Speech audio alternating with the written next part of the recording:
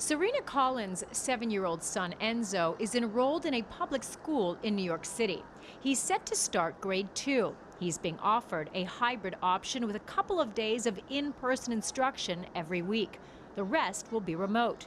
Collins is worried. I personally, as a parent and as a teacher, do not want a repeat of last spring where we were all just kind of like floundering at the last minute trying to work and teach and do everything else. She's taking matters into her own hands by forming a group or pod with 6 kids, including Enzo. She will teach them 3 days a week from 9 to 3 and is hoping to do most of the teaching outdoors. When it became clear this summer that school would not return to normal this fall, parents were sent scrambling to come up with solutions to these social, educational, and childcare shortcomings caused by the pandemic. What has emerged is a cottage industry of so-called pandemic pods. In July, a Facebook group called Pandemic Pods was started. It now has more than 40,000 members, with local chapters across the country.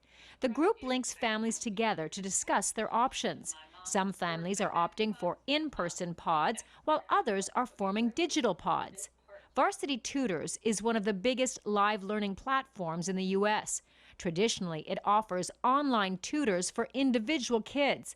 But now its business is mainly focused on forming digital pods. We're happy to work with groups of families that know each other and want to work in a pod, or for those who don't have a ready-made group of students together. We have hundreds of small group classes that you can join a pod, not knowing the other participants, but because it's a common interest, kids still get that stimulation and socialization. The company's tutors charge $60 an hour. For a pod of 6, that comes to $10 an hour per child. Collins is charging $15 an hour per child for in-person instruction. The 2 biggest teachers' unions in the country have expressed concern, saying pods will exacerbate existing education gaps between those who can afford to pay for tutors and those who cannot. Collins says under these extraordinary circumstances, she has to do what's right for her child, but she's also concerned about the inequality. My goal would be for those families with greater means to help those with lesser means, and or find like a donor or benefactor to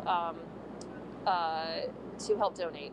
Varsity Tutors is offering free online classes hosted by celebrities in a variety of subjects. So we're conscious that not everyone can afford pod learning, and so we want to make sure we have exciting free offerings there, so everyone at least has the opportunity to do some kind of enrichment style learning.